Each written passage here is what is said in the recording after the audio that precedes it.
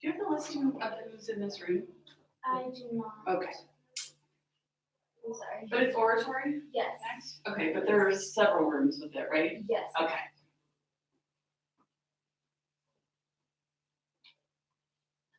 Good morning. Hi. Are you judging me? Yeah. I'm trying to find a room where we can what is the name of the thing downstairs? It's fine. It's one of these. Oratory. It's oratory. Yeah, it's not in here, so it's not that. It's not yours. I thought we had. Yeah. No, that's actually students. This is the one time on campus. Thank you.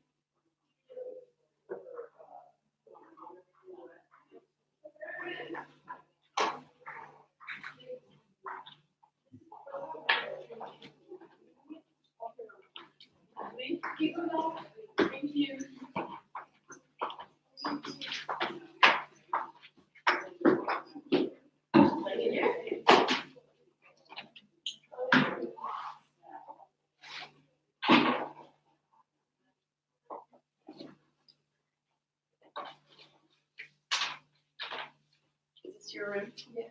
Are you judging us? No. Can I just watch them? Yeah. Because I can't watch the finals because I'm judging opposite it. So it's like the one event I couldn't see. Thanks for watching. Okay. I thought I'd just like, maybe you're like speaking and listening credit for the whole semester if I watch.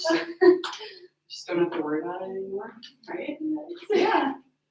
You and Laura? Yeah. Yeah. See?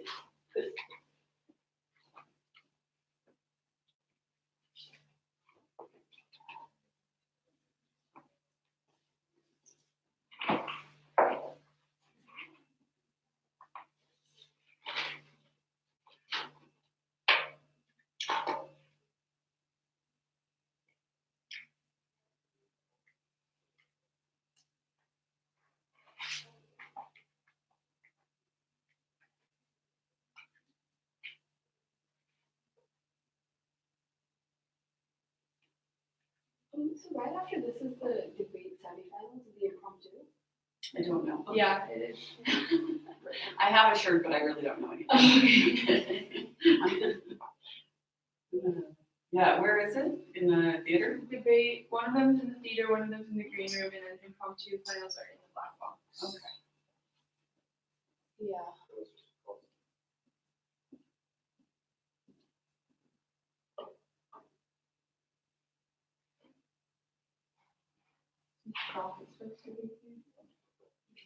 No, it's someone else. They changed. Oh, yeah, they switched around.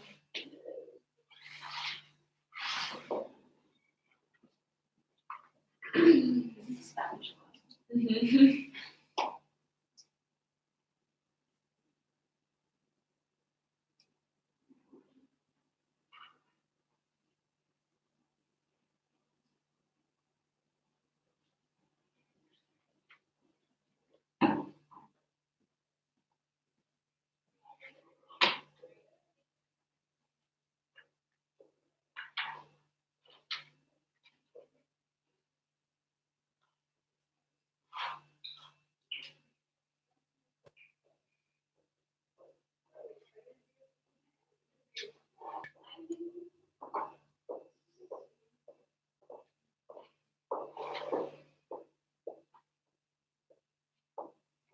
Hi. Hello.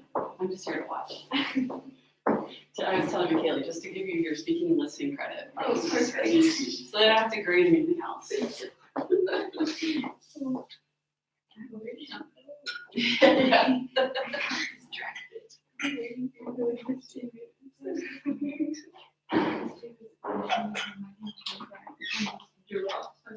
Oh no.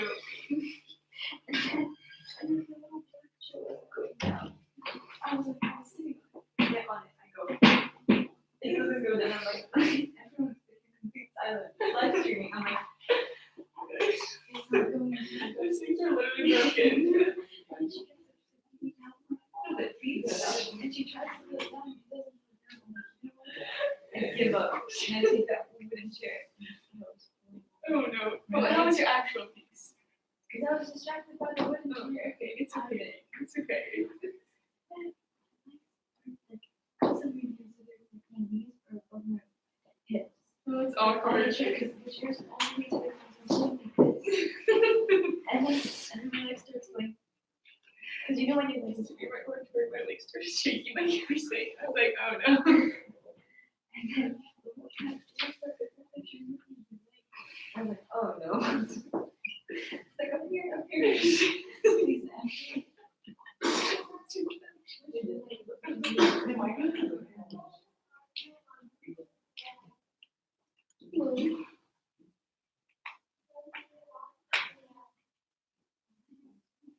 No. No.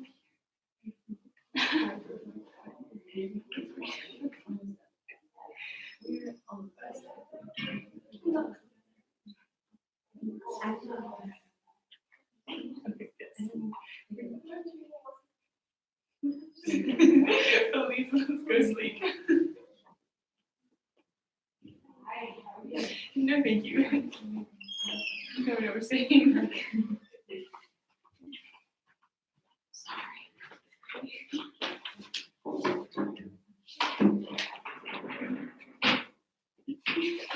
Just go for it. Stay for every time.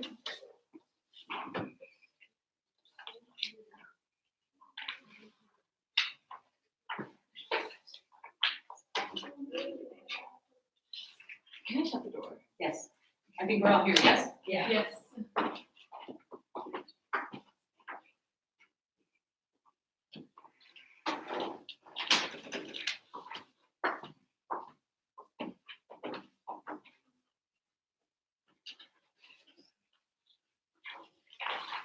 Laura, nice to see you again.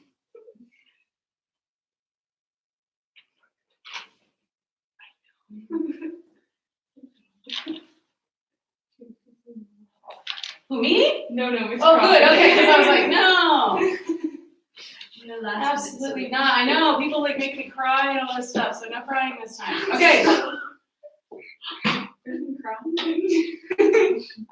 Yeah. There's certain stories I always cry. Oh. Yeah.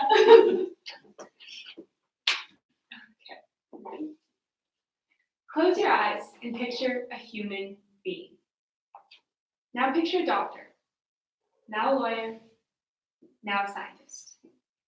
Open your eyes and tell me honestly, were you picturing men or women? It's okay, I was picturing men too. And I'm a feminist.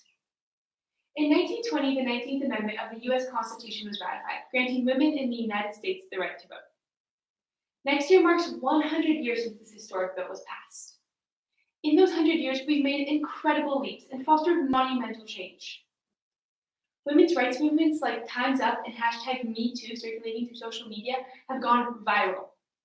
Today, women can own and inherit property on the same terms as a man, serve in a jury, open a bank account, apply for a loan, become an accountant or a lawyer, report rape, and be considered a person in the eyes of the law. Today, more than ever, there are people working to empower women and girls starting at a young age and remove institutional sexism. So, why do we still feel so marginalized? I have a job teaching swim lessons here in Amman to a mix of local Jordanians and international students. Including myself, there are about 8 other instructors who teach 60 kids every single night. But out of the 8 instructors, I'm the only woman. Sexism and gender inequality are so deeply embedded into our society that we barely even notice they are there. My boss would probably be horrified if I attributed his choice of coaches as sexism. But in reality, gender impacts so many parts of our day-to-day lives in ways that we barely even realize. We are literally living in a world designed for men. As a woman, the minute you step into a car, you're at a higher risk of dying than a man. A study done by the University of Virginia in 2015 found that cars are actually designed for men. The positioning of the head restraints, different neck strength and musculature, women's shorter height, as well as their preferred seating position, means that women are 47% more likely to suffer severe injuries in a car crash and 17% more likely to die, because all of the safety features are designed for men. But it's not just cars and other transportation vehicles. A study done by the University of Pennsylvania School of Medicine in 2017 found that men are 23% more likely to survive resurrection in public. The data showed that people don't know what to do when they encounter a woman who needs CPR, because we all learn CPR on male mannequins. Well, why aren't there any female CPR mannequins? Because we live in a world built for men. In the 1960s, a formula was developed to determine standard office temperature, around the metabolic rate of the average man. But a recent study published in the journal Nature found that the metabolic rate of women can be up to 35% lower than that of a man. This amounts to almost a 5-degree temperature difference, meaning that women who work in offices are constantly being placed in an uncomfortable and inhospitable environment just because of a gender-biased design. Earlier this year, 2 NASA astronauts were scheduled to make history by becoming the first women to walk in space unaccompanied by a man. Astronauts Anne McClain and Christina Koch were scheduled to take the first ever all-female spacewalk, but their plans were canceled when they discovered that only 2 out of the 6 spacesuits were functioning. Both women needed a size medium, and there was only one size medium spacesuit functioning, so they had to go on their spacewalk separately, accompanied by a male astronaut. Further research into this topic found that NASA only designs 3 sizes of spacesuits: medium, large, and extra large, completely overlooking the fact that most women wear a small or a medium, and proving that yet again, we live in a world built for men. Even bathrooms in public places are unequal between the genders. Most bathrooms are given the same amount of floor space, which may seem fair and equitable at first, but think again. Men's bathrooms have both cubicles and stalls, making the number of people who can relieve themselves in a male restroom far higher than that in a female restroom. But even if the number of stalls were to be made equal, the issue still wouldn't be solved because women take up to 2.3 times as long as men to use the bathroom. Women make up the majority of the elderly and disabled, 2 groups who tend to need a longer time in the bathroom. Women also are more likely to be accompanied by children to the bathroom.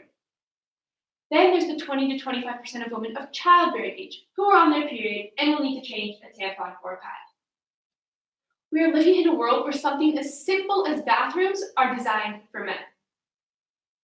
But then there's the little things, like the fact that even though women's hands are 3 centimeters smaller than a man's, the average smartphone today is 14 centimeters, which is comfortable for a man's hand, but practically the same size as a woman's hand. Even certain features on your smartphone are male biased. Rachel Patman, a linguistics researcher at the University of Washington, found that Google's speech recognition software is 70% more likely to accurately identify male speech. When Apple first launched Siri, users found that she could help you find Viagra suppliers or prostitutes, but when you told her you'd been raped, she simply replied with, "I don't know what you mean by, I have been raped."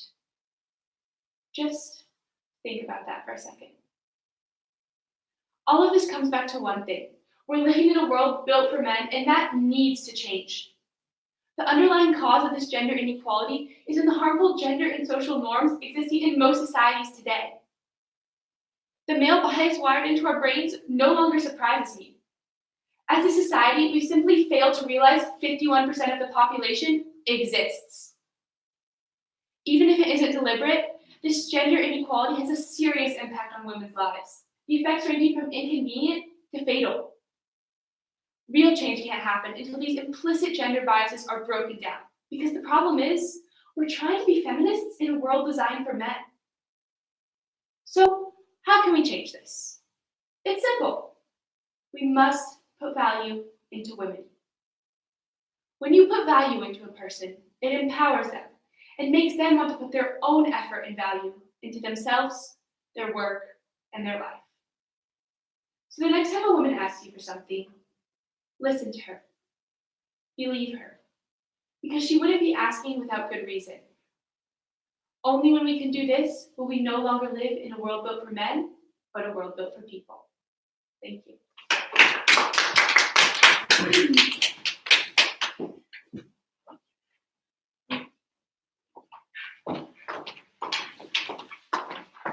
We just wanted to say something about our speeches, which we realized like in the second round. Yeah. There's like a few lines that like overlap, and like the way that our structure, like speeches are structured, are like quite similar. But like we had no idea because we're both from different schools. Sure. Yeah. So it's just random. Yeah, it was I like believe that. it. Okay. All right. Awesome. awesome. It just means that we have two amazing women thinking similar thoughts. That in later life you can come together and look forward to you both.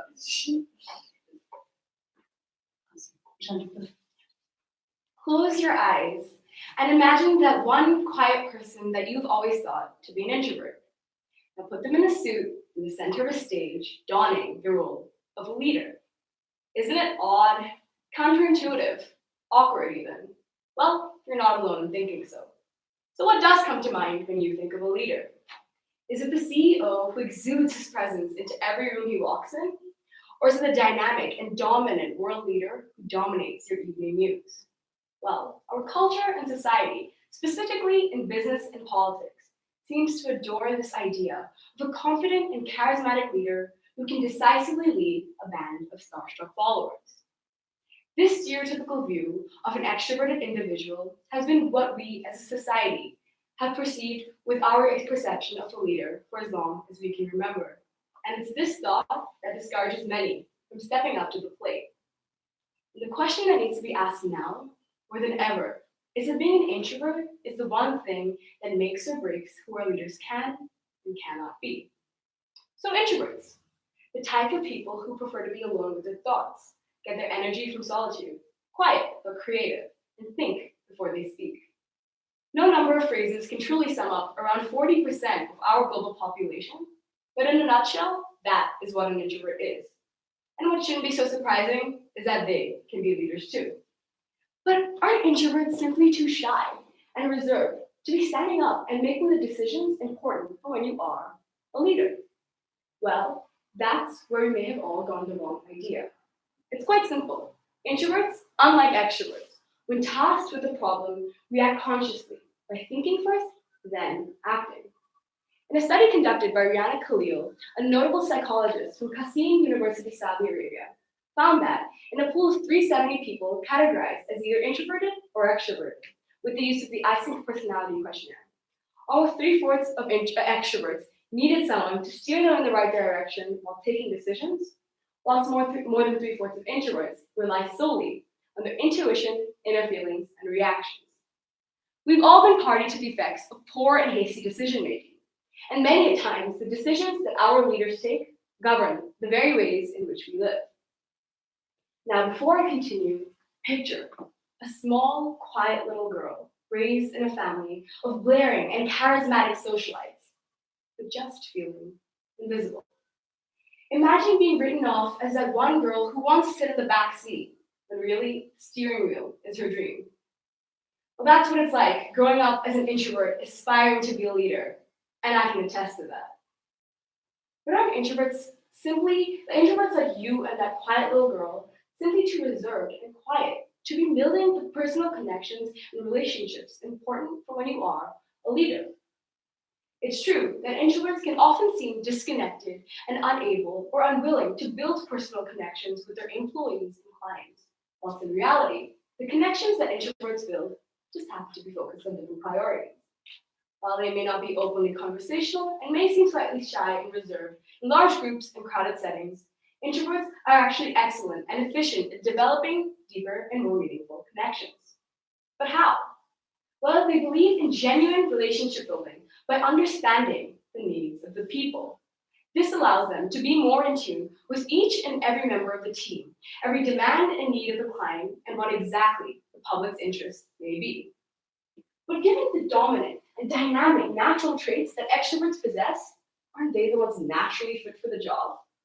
Well, not only is that belief incorrect, it doesn't present the whole picture. In a study conducted by Yale's Department of Psychology, of 57 store managers of a national pizza chain in the USA, stores managed by introverts yielded a 14% higher weekly profit than those managed by extroverts. The same pattern was repeated in an experimental study where college students were participating in a t-shirt folding competition. Participants were 28% more proactive under an introverted leader than an extroverted one. But that begs the question of why. Well, researchers suggest that this is because introverts are more likely to let proactive and enthusiastic employees run with their ideas, whereas extroverted leaders may feel slightly threatened. But why does any of this really matter? Well, It's because in the real world, introverts aren't given the same playing field. Organizations and companies have been proven to likely hire individuals who are assertive, go-getting, and able to seize the day. But this mindset ostracizes many from the table, and oftentimes the best candidate may not get the role. Don't get me wrong, I'm not saying that extroverts shouldn't be leaders, but we as a society have programmed introverts into thinking that they'll never make it in a cutthroat world, that they'll never matter compared to their extroverted counterparts. But that's just cataloging real people into polar opposite binaries of personality traits, when in reality, the world isn't black or white. The solution? It's simple. Change the system. Schools from an early age must provide leadership programs that do not base merit solely on the loudest and most confident speaker, but rather the one who is able to manage a team and manage them well. From there, institutions such as organizations and companies must recognize leadership to be a more versatile characteristic in a human being rather than just pinhole it down to a narrow definition derived from an age-old stereotype. Remember that quiet little girl? She grew up to be one of the pioneers of the second wave of feminism, the leader who championed the Universal Declaration of Human Rights, and the woman who single-handedly transformed the role of not just what it meant to be the First Lady of the United States, but also what it meant to be an introverted woman in a man's world. And her name is Anna Eleanor Roosevelt, the introvert who wouldn't keep quiet. As a young girl, she was constantly told that she would always be invisible compared to her extroverted counterparts, that she would never matter. But every living breath, every action, and every decision that she took defied that very belief.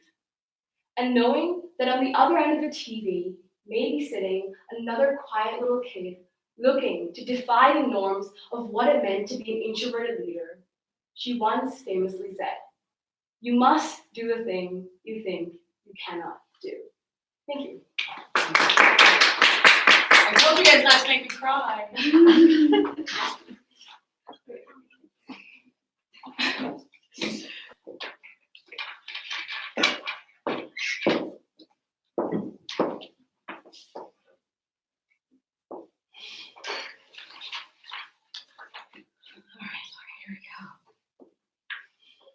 What is your passion?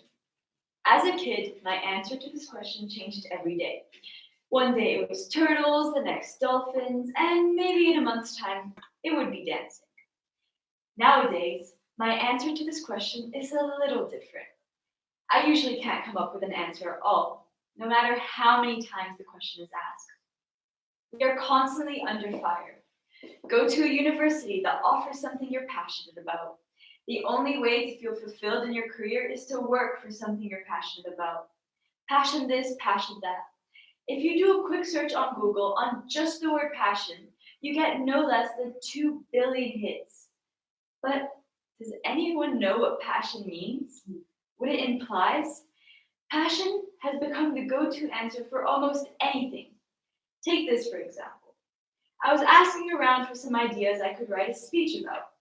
The answer I got was astonishing.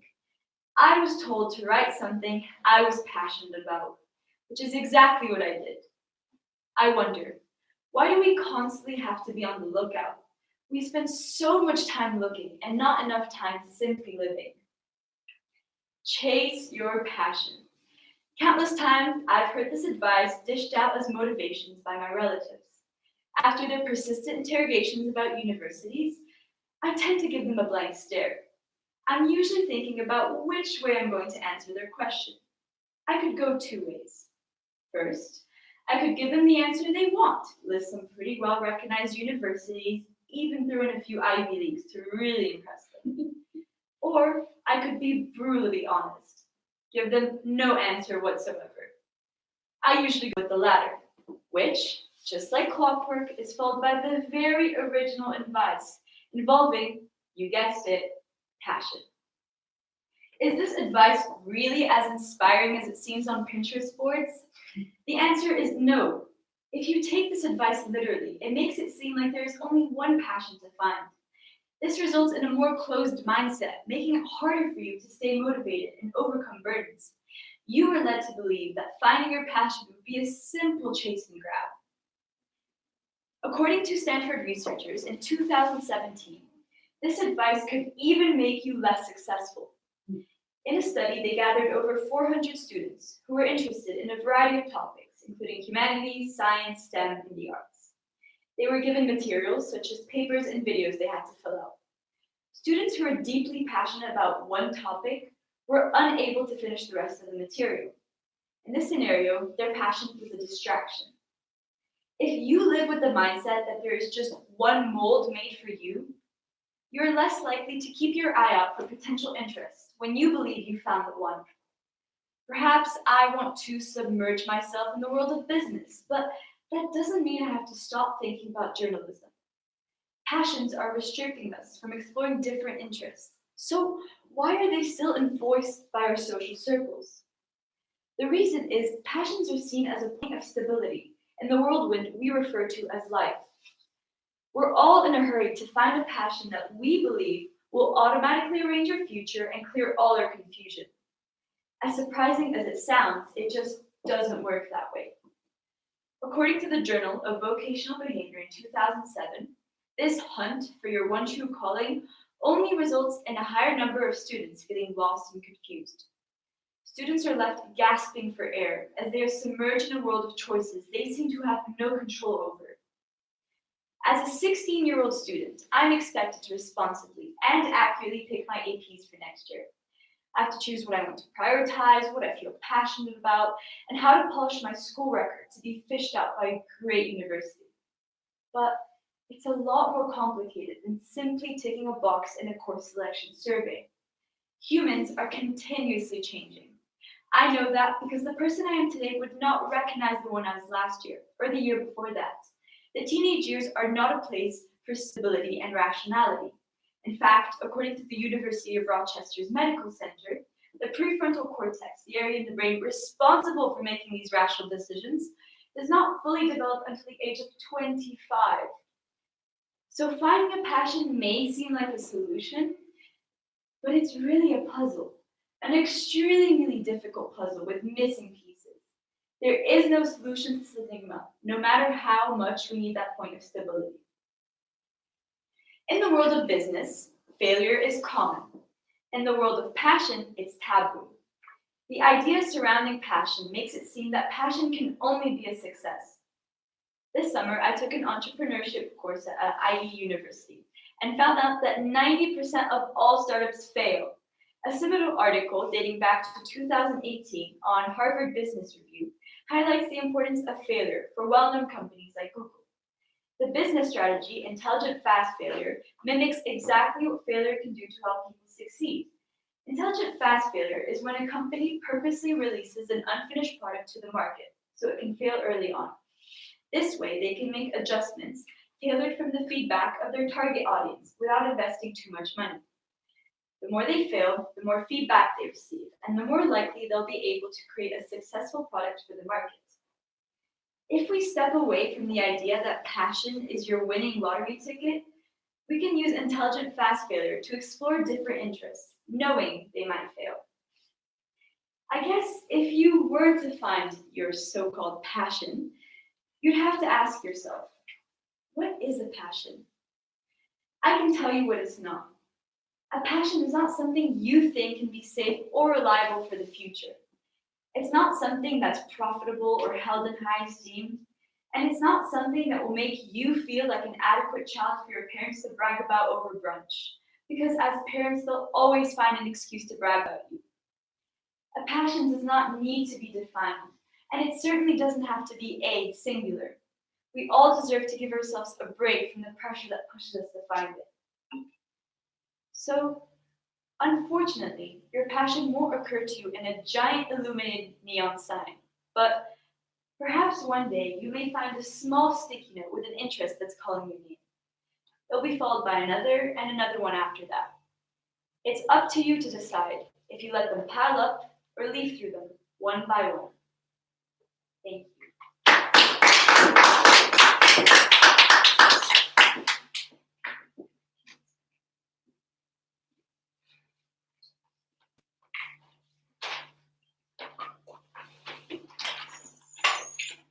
Thank you, ladies, so much. I am inspired. Awesome. Thank you.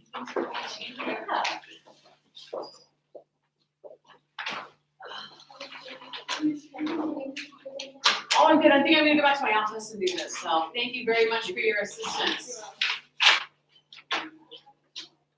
You got your job cut out for you. Holy hell. I know, I'm like crying through it. I know, right? That's what I'm saying. I said no tears. Yeah, no. I said no tears. Oh. I mean, yeah, they all I'll take them all and be like, all right, let's go form a mentorship exactly. program. Right.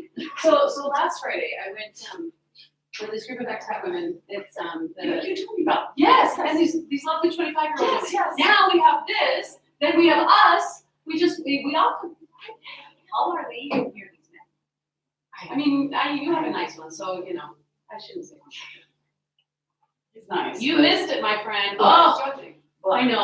Oh my gosh. What? The Three amazing women. Yeah. Yeah. Yeah. Remember how I What'd said you sometimes I get worried? No, I'm not worried. No, I'm not worried. Yeah, I'm not worried. Yeah. This is, you know, I have pockets of worry, but this overrides most of my Yes. pockets of worry. But especially, yes, and it'd be interesting to see like what the numbers are at this. Right. At this competition, Yeah, right? yeah. I wish we had. This is so. Well, haven't they've tried this, right? They like something They like tried. CISA stopped doing it or something. Just doesn't do it at all. Right, and so then we were like, this is too valuable. So Yes, you know, yes, yeah. yeah. We tried to get other schools. Yeah, because last year I had the Jubilee School with me at the Ashen Summit, and they were incredible kids. Yeah. And they're big debaters, but I don't They know. could, I think they invited them.